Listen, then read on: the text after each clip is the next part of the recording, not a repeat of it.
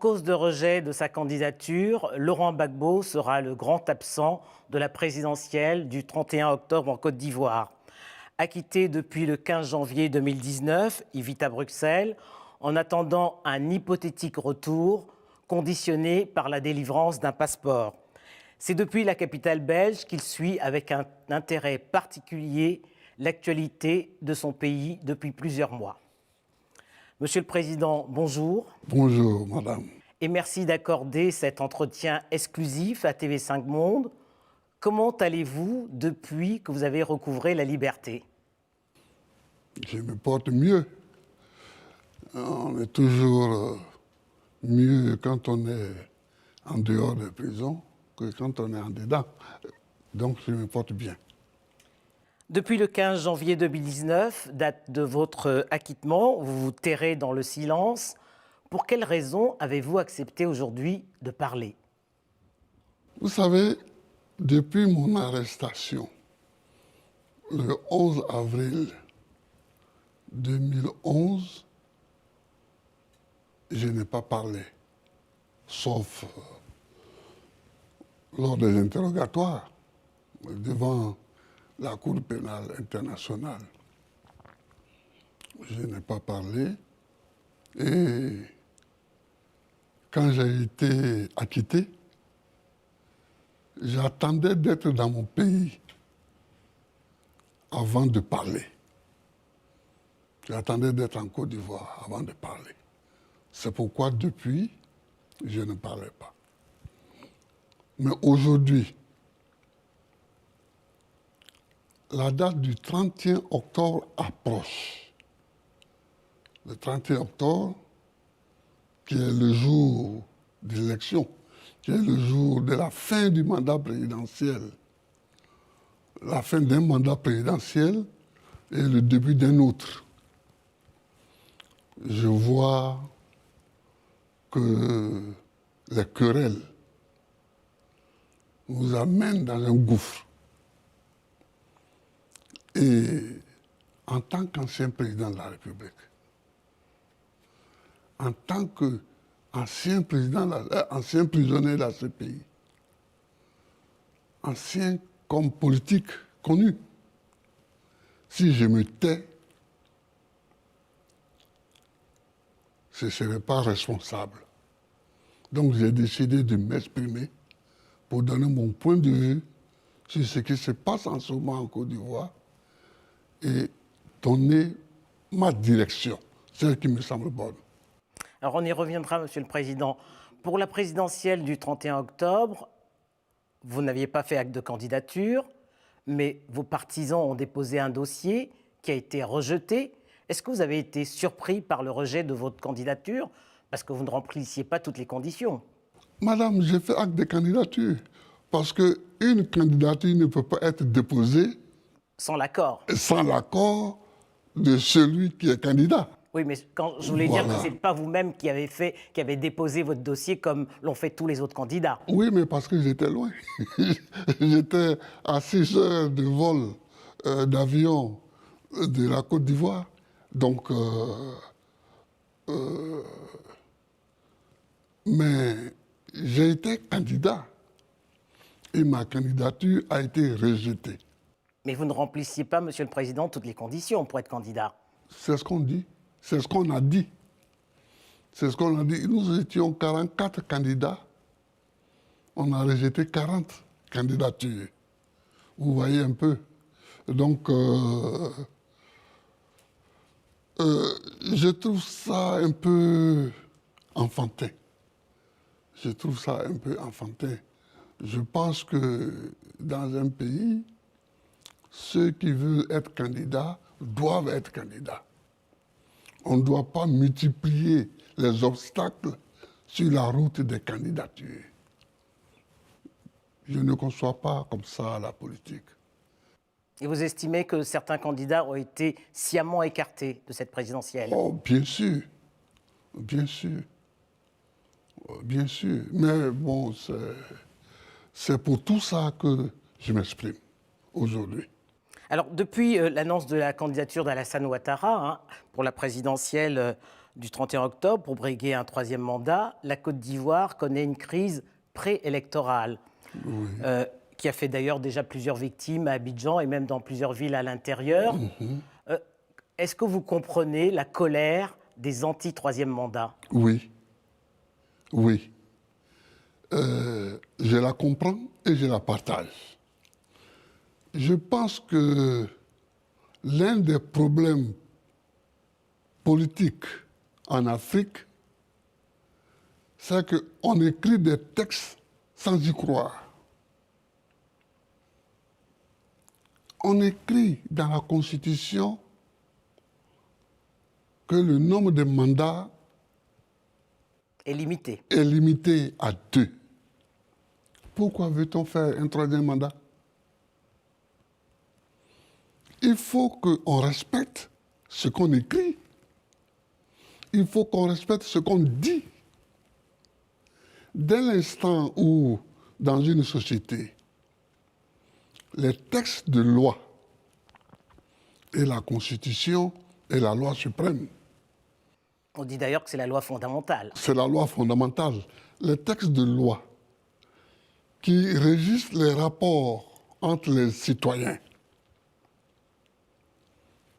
disent une chose, il faut qu'on s'y conforme.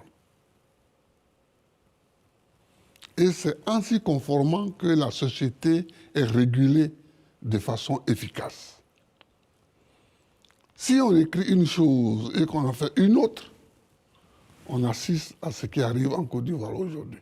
La situation inflammable que connaît la Côte d'Ivoire depuis le mois de juillet vous préoccupe alors? Elle me préoccupe absolument.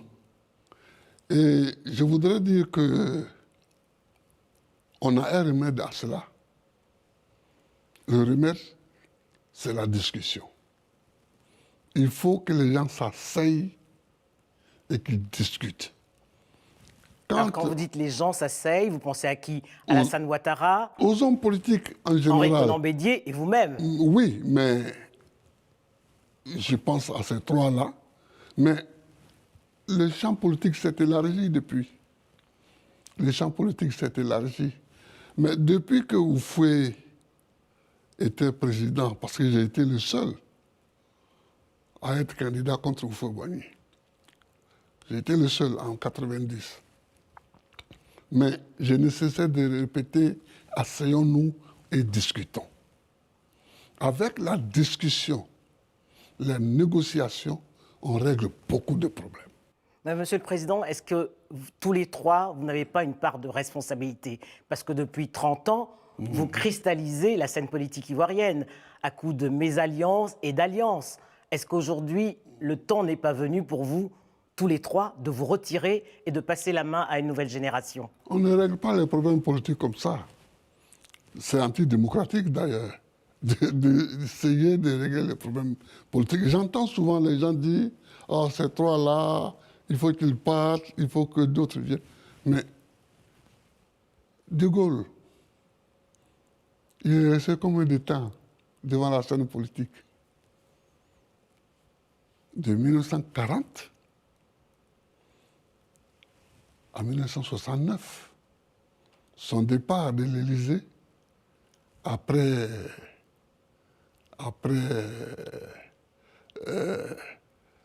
la défaite du référendum qu'il avait initié, François Mitterrand, il est resté combien de temps? 14 ans. Bon, non, 14 ans à l'Élysée. À l'Élysée, au pouvoir. Oui, oui, mais au devant de la scène politique, François Mitterrand était ministre depuis les années 40, 50, puis il est passé dans l'opposition, puis il est devenu président. Monsieur Chirac... Mais comparaison n'est pas raison, Monsieur le Président, parce que la situation de la Côte d'Ivoire est particulière, et vous le savez, depuis 1999, date du premier coup d'État, tous les trois, vous occupez la scène politique. Et aujourd'hui, ce qu'on entend, c'est que la jeunesse se dit « passer la main à une nouvelle génération ». La jeunesse ne dit rien du tout. Ce sont les autres qui parlent pour notre jeunesse. Mais je ne voudrais pas focaliser la discussion sur ce point, parce que, bon, moi, j'ai été bien en prison une décennie et la vie a continué. Donc, la vie peut continuer sans nous. Donc, mais je veux dire que poser le problème en ces termes-là, c'est encore tromper les Ivoiriens en leur disant, si ces trois-là s'en vont, tous les problèmes sont réglés. Or, non. Peut-être pas tous les problèmes, mais une grande partie des problèmes. Alors, qu'est-ce que vous proposez pour renouer les fils du dialogue entre Alassane Ouattara et les principaux leaders de l'opposition dont vous faites partie? Oui, c'est-à-dire que il faut une auto-éducation. Il faut que les gens comprennent que dans la démocratie, on se donne des règles. On n'est pas d'accord. Dans la démocratie, d'abord, on se rend compte qu'on n'est pas d'accord. C'est la première chose qui fonde la démocratie. On n'est pas d'accord. Mais on vit ensemble dans un pays. En bonne intelligence. Oui, donc on doit vivre en bonne intelligence. On doit se donner des règles. On doit se donner des règles. Et une fois qu'on se donne des règles, il faut les respecter. C'est ça. Il faut les respecter. Si on ne peut pas respecter les deux mandats, ben qu'on ne l'écrive pas dans la Constitution. Vous comprenez? Si dans la Constitution, il était autant de Feu-Boigny, il n'y avait pas de limitation de mandat. C'était le parti unique aussi. Hein. C'était le parti unique, mais il n'y avait pas de limitation de mandat. Quand il n'y a pas de limitation de mandat, on s'attend à tout. Mais quand il y a une limitation de mandat, aux États-Unis, il n'y avait pas de limitation de mandat au départ. C'est après Roosevelt qu'on a limité les mandats. Roosevelt lui-même, je crois, a fait 3 mandats. Vous comprenez? Donc, la limitation de mandat n'est pas obligatoire. Mais moi, je la souhaite. Je souhaite qu'on limite les mandats. Mais et qu'on la respecte. Oui, mais une fois qu'on a limité les mandats, il faut, dans la Constitution, il faut qu'on respecte cette limitation des mandats. Alors, face à ce qu'elle appelle justement la dérive du pouvoir, hein, l'opposition ivoirienne fait bloc, et elle appelle à la désobéissance civile, oui. un mot d'ordre que Alassane Ouattara n'entend pas, puisque ça ne l'a pas fait reculer. Et d'ailleurs, ses partisans au RHDP disent du 31 octobre, un coup KO, une victoire au premier tour. Bien sûr. Qu'est-ce qu'il faut, qu'est-ce qui nous attend au lendemain du 31 octobre? La catastrophe. Ce qui nous attend, c'est la catastrophe. Et c'est pourquoi je parle. Il faut qu'on sache que j'ai parlé. Il faut qu'on sache que je ne suis pas d'accord pour aller pièce de point lié à la catastrophe. Pour qu'on sache que j'ai dit qu'il y avait autre chose à faire. Il faut discuter. J'ai été élu président de la République le 22 octobre 2000. Le 19 septembre 2002, c'est-à-dire moins de 2 ans après, une rébellion éclatait. Il y avait 2 choix. Ou bien choisir la lutte militaire à outrance contre les rebelles, ou bien négocier. Vous avez choisi de négocier avec les accords de Marcoussis. J'ai choisi de négocier. Avec les accords de Marcoussis. Il y a eu les accords de Marcoussis. De Ouagadougou. Il y a eu la réunion de Kléber. Il y a eu 3 réunions à Accra. Et Ouagadougou. Il y a eu... Ouagadougou, c'était la dernière, le dernier accord. Il y a eu des négociations à Lomé. Il y a eu 2 réunions à Pretoria, En Afrique du Sud. en Afrique du Sud. Vous voyez, il y a eu plusieurs réunions partout. Même la veille du jour du deuxième tour, j'étais au deuxième tour contre Alassane Ouattara. C'était un dimanche. Mais la veille, le samedi, nous négocions encore. Blaise Compaoré, le facilitateur, est venu ce samedi. Nous avons passé la demi-journée à négocier et il est reparti à la nuit tombante. Vous comprenez? Donc, une négociation, elle s'impose quand il y a une crise. À ce propos, Monsieur le Président, qu'avez-vous pensé des missions de bons offices conduites par la CEDEAO et du mutisme de l'Union africaine? Je voudrais pas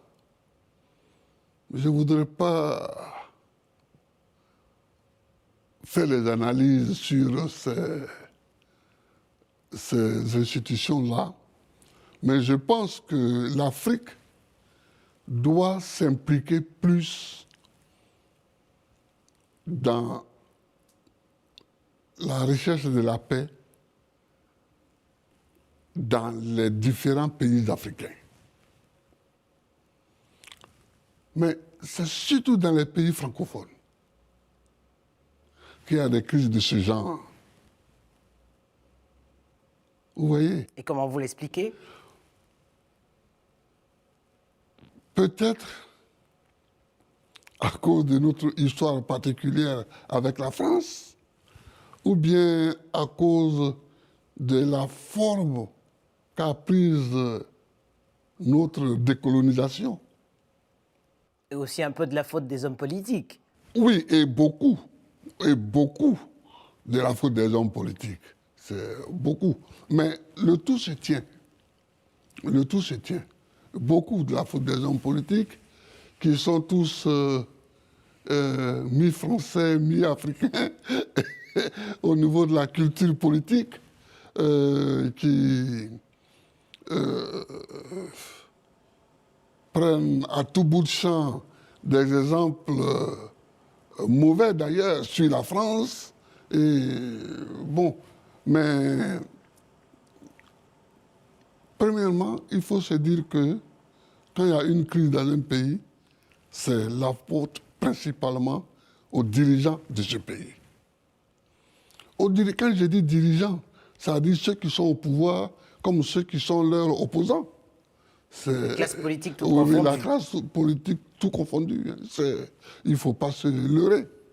Mais est-ce qu'il est encore possible que tous les trois, notamment tous les grands acteurs politiques que vous êtes, Alassane Ouattara, vous-même et Henri Konan Bédié, vous vous asseyez autour d'une table pour faire la paix?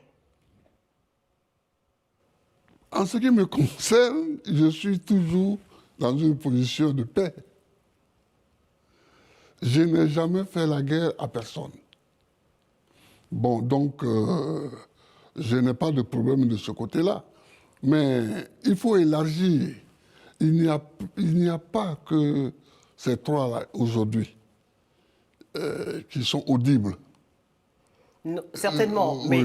mais il y a quand même que tous les trois, depuis 1999, oui. vous êtes toujours au cœur des crises oui, qui et reviennent. on le sera encore peut-être. Et on le sera encore peut-être. Parce que, comme je vous l'ai dit tout à l'heure, on ne tourne pas la page, les pages politiques comme ça. Ça ne se décrète pas. Oui, ça ne se décrète pas. Il y a la nature, il y a la politique elle-même, il y a beaucoup de choses. Mais il faut avoir la capacité de faire la paix. Et faire la paix, faire l'union, ça ne veut pas dire se réunir dans un magma qu'on appelle gouvernement d'union nationale. Moi, j'en ai dirigé plein de gouvernements d'union nationale. Mais tout en sachant qu'ils ne donneraient rien. Parce que... Fouette disait que la paix, ce n'est pas un mot, c'est un comportement. C'est un comportement. Il faut avoir un comportement de paix. C'est-à-dire, ce qui se passe, c'est le non-respect des règles qu'on se donne. Vous savez, si on se donne des règles, qu'on les respecte, les mêmes peuvent être là jusqu'à 80 ans, 90 ans. On ne le sentira même pas. Parce qu'on respecte les règles. Donc il n'y a pas de crise. Mais si on se donne des règles, et qu'on les foule aux pieds, respecte, même si les messieurs ont 40 ans, ou les messieurs ont 40 ans ou 45 ans, ils vont agacer. Vous comprenez, madame? Ce n'est pas donc une question d'âge biologique, c'est une question d'âge intellectuel politique. Il faut... Et presque de moralité également. Et de moralité également. Il faut que les Africains, en général, Respectent leurs paroles. respectent leurs paroles, respectent leurs écrits. Leurs écrits, surtout la Constitution. Aujourd'hui, la cause de ce qui se passe là, c'est le non-respect De la loi fondamentale. de la loi fondamentale. C'est ça qui est c'est pas parce que des candidats ont été éliminés, mais c'est le non-respect de la Constitution. Dans un monde idéal, Monsieur le Président, vous, après votre acquittement, vous seriez rentré en Côte d'Ivoire. Oui. Mais est-ce que vous comprenez le fait que les autorités ivoiriennes ne vous aient pas accordé votre passeport, vous, en tant qu'ancien président de la République? Je ne les comprends pas. Enfin, je les comprends. Mais c'est une mauvaise manière de vivre, ça. Ça fait partie des règles non respectées. Parce que même dans nos villages, quel que soit le pays africain, quelqu'un qui vient de prison,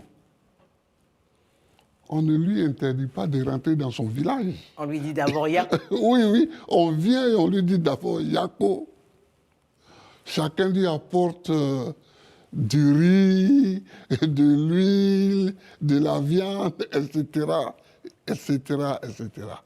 Et si on a des problèmes à régler avec lui, après qu'il se soit installé, on les règle. Mais Alassane Ouattara affirme que les choses seraient en train de s'arranger et il suffirait que vous en parliez tous les deux. Mais alors, où et quand? Salut le président. Moi, je ne suis qu'un prisonnier. Un ex. Oui, mais tant que je ne suis pas rentré chez moi, je me considère encore un tout petit peu comme un prisonnier. J'ai été acquitté, mais tant que je ne suis pas rentré dans mon pays, cet acquittement a un goût d'inachevé. Vous comprenez, madame? Voir l'ex-président de la République aller dans l'ambassade de Côte d'Ivoire demander Un passeport. un passeport, c'est un peu honteux pour le pays, non? En effet. C'est un peu honteux pour le pays. Il y a des choses qui se font quand on est éduqué, quand on est civilisé, quand on mène une politique correcte. Vous diriez qu'Alassane Ouattara manquait d'élégance à votre égard? Beaucoup d'élégance. Il manque vraiment d'élégance. Il manque d'élégance, mais bon, on ne refait pas un homme. Hein. On ne refait pas un homme, mais ce n'est pas grave ce qui me concerne personnellement. C'est ce qui concerne le pays qui est grave. Moi qui me donne mon passeport ou pas, si je veux rentrer au pays, je rentre. Parce que pour rentrer chez soi, c'est pas compliqué. Mais je ne veux pas rentrer et provoquer des palabres, comme on dit. Provoquer Des tensions. des tensions, des antagonismes. Une fois au pays, voilà, les militaires sont là, devant le domicile de Gbagbo, les policiers sont ici. Je ne veux pas provoquer ça. C'est pourquoi je ne suis pas rentré. Sinon, rentrer dans mon pays, c'est facile. C'est facile. Même quelqu'un peut me donner un passeport. C'est un autre pays. Un autre pays peut me donner un passeport avec lequel je peux rentrer. Mais est-ce que vous accepteriez la main tendue d'Alassane Ouattara aujourd'hui pour régler cette question, notamment du passeport? Mais on n'a pas besoin de négocier pour ça, pour le passeport. C'est un droit. Mais c'est un droit. Un droit, ça ne se négocie pas.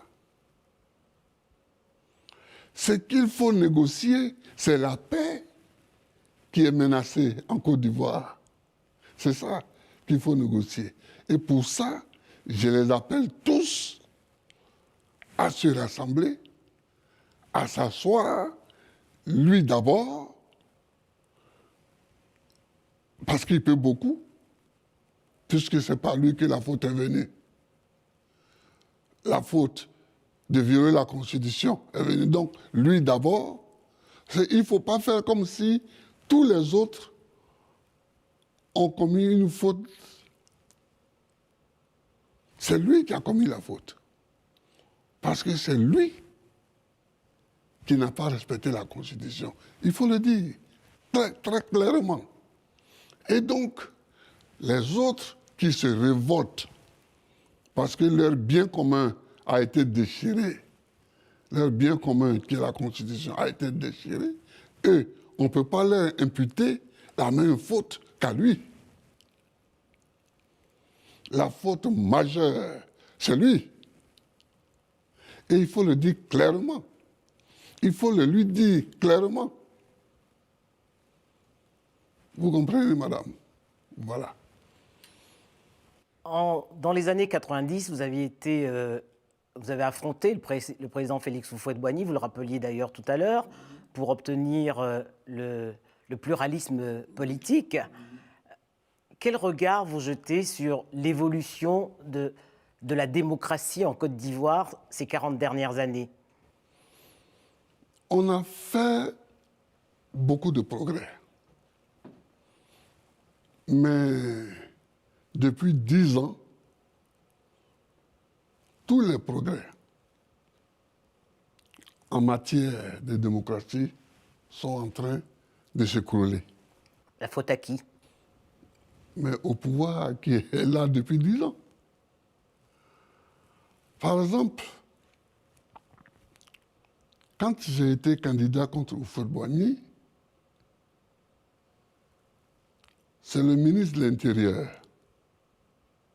qui a organisé les élections.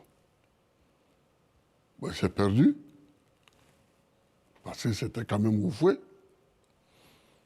Mais après, il y a eu les législatives.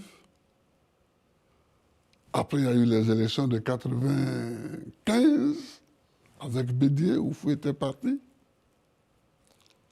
etc. Mais c'est à ce moment-là que nous avons lancé le mot d'ordre de remplacer le ministère de l'Intérieur par une commission électorale. Indépendante. Indépendante. Et tous les partis d'opposition dans l'Afrique francophone, parce que j'étais en rapport avec ceux de l'Afrique francophone. Se sont inspirés de l'expérience ivoirienne. Oui, mais peut-être on regardait aussi leur propre vécu. Et c'est devenu un mot d'ordre total en Afrique. Et on a mis sur pied tel pays, dans tel autre pays, dans tel pays, on a mis sur pied des commissions électorales indépendantes. Pour autant, ça ne fait pas des scrutins apaisés, Monsieur le Président. Oui, mais on s'est rendu compte, on se rend compte aujourd'hui, on se rend compte que les défauts qu'on reprochait aux différents ministères de l'Intérieur, on les retrouve Au sein de la commission au électorale sein indépendante. de la commission électorale indépendante. Donc c'est une question d'hommes. Donc, il faut réfléchir encore. Ce n'est pas l'institution, mais ce sont les hommes qui la font. Voilà. Il faut réfléchir encore et trouver des solutions nouvelles pour résoudre ces problèmes nouveaux. Voilà. Et il faut le faire. Monsieur le Président, cet entretien tire à sa fin. Ça fait 9 ans que les Ivoiriens ne vous ont ni vu ni entendu. Qu'est-ce que vous voudriez leur dire à la veille de cette date cruciale du 31 octobre? Quel message? Merci, madame. Discuter, négocier, parler ensemble. Il est encore temps de le faire? Toujours. Il est toujours temps de le faire. Il est toujours temps de parler. D'abord, je voudrais dire aux Ivoiriens que dans ce combat qui se mène aujourd'hui autour du troisième mandat, je suis, moi, Laurent Gbagbo, ancien chef d'État, ancien prisonnier de la CPI, je suis résolument du côté de l'opposition. Je suis résolument dans l'opposition à la pratique qui se fait aujourd'hui. Vous avez choisi votre camp. À la pratique du troisième mandat. Je suis résolument dans l'opposition. Mais étant clairement, sans embâche, opposé au troisième mandat et sans embâche dans l'opposition à ce troisième mandat, je dis, vu mon expérience, qu'il faut négocier. Dernier mot, Monsieur le Président. Oui. Un message particulier aux jeunes Ivoiriens qui sont nés en 2002, année de la crise politique, et qui, cette année, vont voter pour la première fois le 31 octobre. Oui. Un message à leur endroit. D'abord, je voudrais les saluer tous. Ce sont mes potes. Beaucoup me voyaient souvent, enfin, les jeunes me voyaient souvent à Yopougon. Non, en 2002, ils sont Oui. nés en 2002. Oui, hein. oui, oui. Non, mais je veux dire, quand j'étais au pouvoir, les jeunes D'accord. me voyaient souvent à Yopougon, quelquefois même dans des maquis, dans des bars, etc. Mais ces jeunes-là, Ils ont 18 ans cette ils ont année. 18 ans cette année. Je voudrais leur dire que c'est moi qui ai mis l'âge de vote à 18 ans. Parce qu'avant que je n'arrive au pouvoir, l'âge de vote était à 21 ans. Quelquefois, je me demande si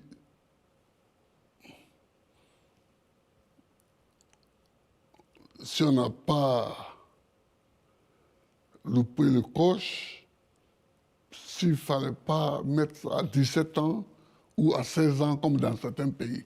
Mais bon, 18 ans, c'est quand même un progrès. Un progrès.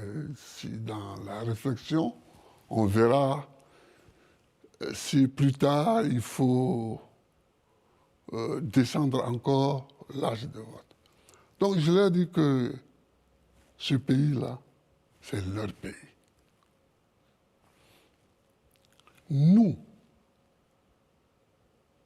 qui avons aujourd'hui un certain âge, mais surtout nous, qui sommes de cette classe politique qui a géré le pays depuis Houphouët-Boigny jusqu'à maintenant. Notre travail, notre rôle, c'est de faire en sorte que, après nous, nous laissions aux générations futures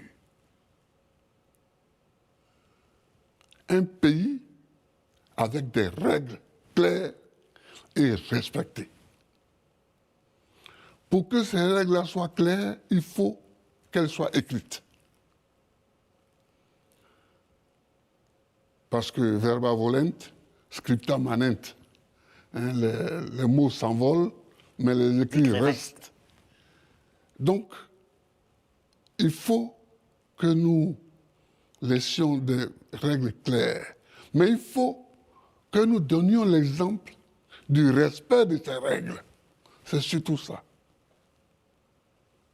Aujourd'hui, en France, en Belgique, je dis c'est bon parce que nous sommes en Europe occidentale ici. Je suis en Belgique ici, la France est à côté. Quand on annonce la date d'une élection, elle ne résonne pas, cette date-là, comme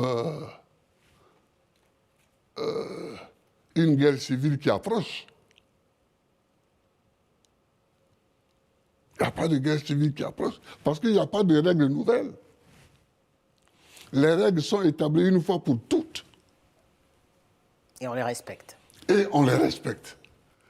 Or, chez nous, chacun vient et change la Constitution. Chacun vient et change la Constitution. Les Américains ont leur Constitution depuis la fin du XVIIIe siècle. C'est la même Constitution. Les Français ont la Constitution de la Ve République depuis 1958. Et elle est là.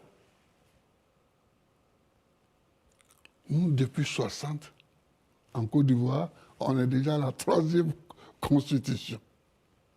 Vous comprenez?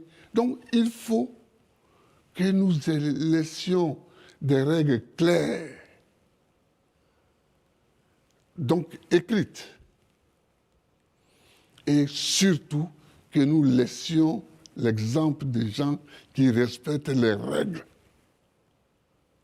C'est comme ça que nous laisserons aux générations futures une Côte d'Ivoire apaisée, paisible et qui marche vers le développement. Merci, Monsieur le Président. Merci, Madame.